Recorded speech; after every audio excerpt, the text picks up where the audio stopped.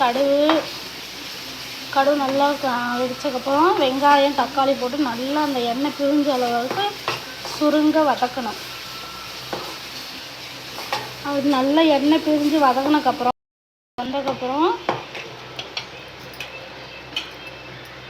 கத்திரிக்காய் போடணும். கத்திரிக்காய் போட்டு அந்த வதங்கின தக்காளி வெங்காயம் கத்திரிக்காய் எல்லாம் நல்லா வதங்குற அளவுக்கு பெரட்டணும். இந்த கத்திரிக்காய் லைட்டாக எண்ணெயிலேயே அப்படியே கொஞ்சம் சுருண்டு வரணும். அது வந்ததுக்கப்புறம்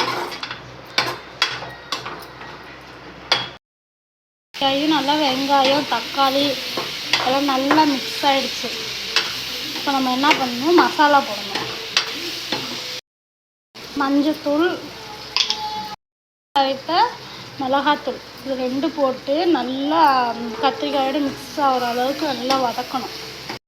இந்த அளவுக்கு கத்திரிக்காயும் மசாலாவும் நல்லா பெரட்டிடணும். நல்லா பெரட்டினதுக்கப்புறம் இதுக்கு தேவையான அளவு தண்ணி, நான் உப்பு போட்டேன் சொல்ல மறந்துட்டேன், உப்பு நீங்கள் போட்டுக்கோங்க. போட்டு தண்ணி வச்சுக்கணும். தண்ணி தேவையான அளவு வச்சுட்டு